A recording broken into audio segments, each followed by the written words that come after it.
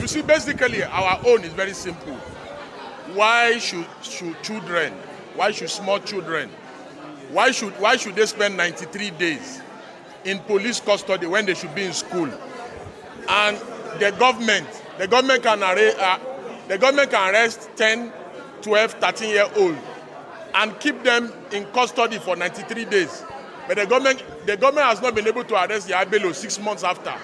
Is it not a parody of some sort that we have two separate countries?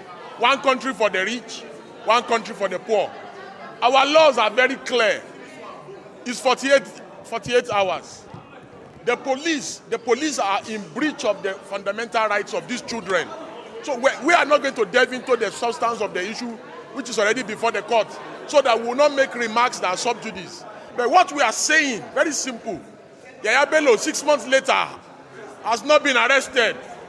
But you arrest our children. You keep them in custody for 93 days. These children, they are already looking like they have kwashoko. They are malnourished.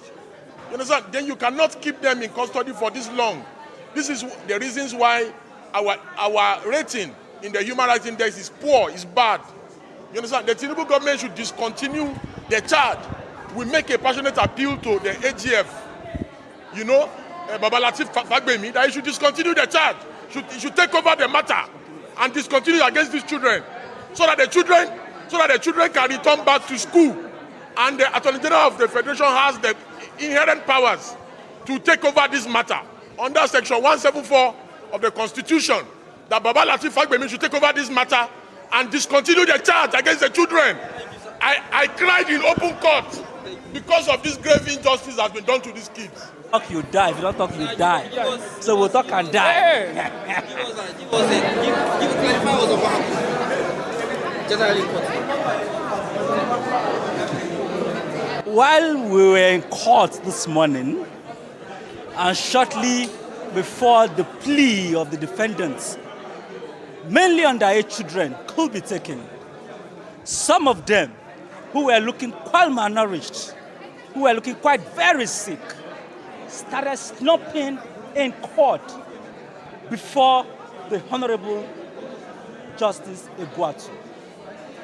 Justice Egwuatu, upon seeing the fainting of these young persons of school age, had to stand down proceedings abruptly. We had to rush some of these young children to the clinic within the facility of the court for them to be resuscitated. Some of them are still receiving treatment as I speak to you in the clinic. These young persons has been arrested since the 2nd day of August, 2024. Over 3 months, they've been left without clothing, without housing, without proper care. They are looking very malnourished, as you can see the videos that are flying around social media. They were kept at the Kuje Correctional Center and at the IRT, the notorious IRT at SAS Abatua. IRT now, that is where they are. At SAS Abatua. Now, this is the facility that has held our young children who should be in school that are being kept by this government over allegations of attempting to overthrow the president. The question now comes to, how can a 12, 13, 14-year-old boy who is looking very frail and malnourished attempt to overthrow the president? That is a matter for another day. But we have filed an application contesting and challenging the powers of the courts to try these young persons. And this objection is founded on very solid foundation. The Constitution of Nigeria in Section 18 vests on the government the responsibility of educating young persons.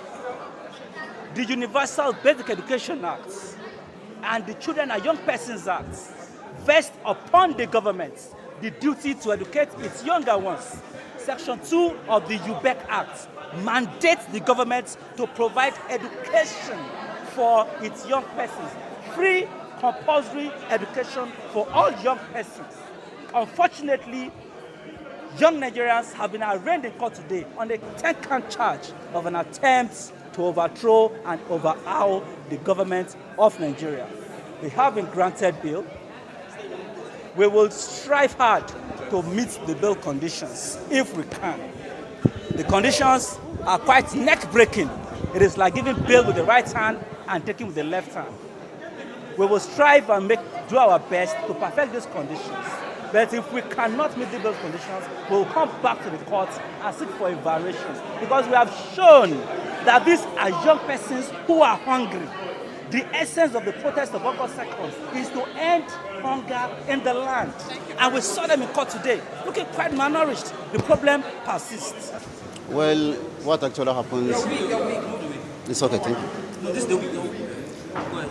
What actually happens today is that the 76 defendants were brought for arraignment who were alleged to have participated in this violent uprising against the government in Kano State.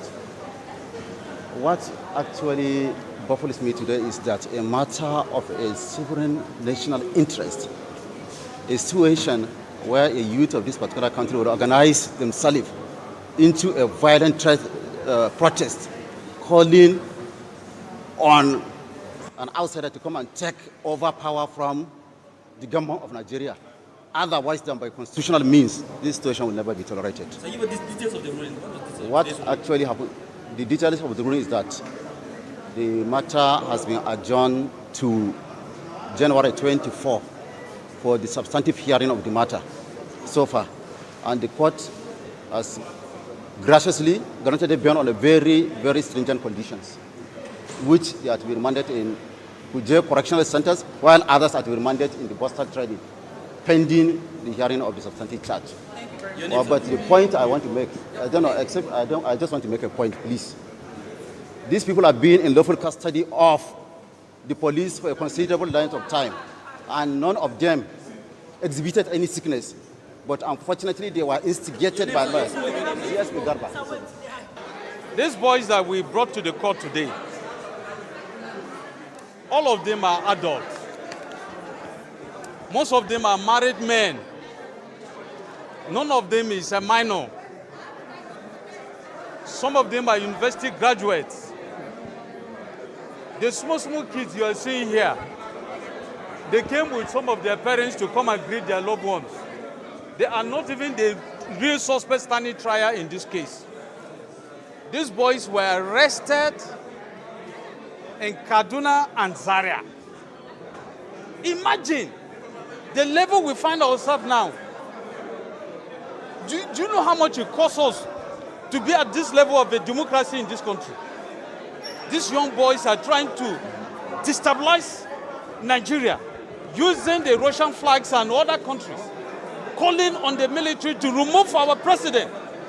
Is it fair to even remove the state governors that they don't want democracy again? If you don't like democracy, are we forcing you? You go back home and sit. Everybody is enjoying their fundamental rights. Nobody is abusing their rights. Everybody is enjoying free movement, and everything's are moving fine in the country. These boys only for no reason.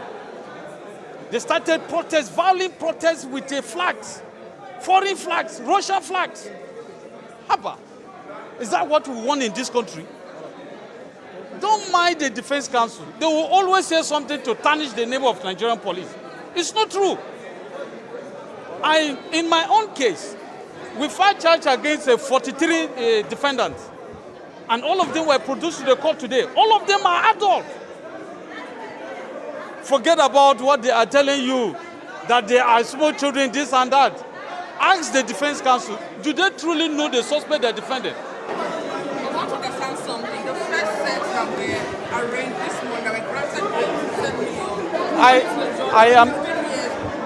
I am not in that first case. My case is the second case. My case is the suspect, the defendants there are 43. So don't ask me about any case that I'm not involved. My name, I am Rimam Somte Ezekiel. I'm the Chief Superintendent of Police.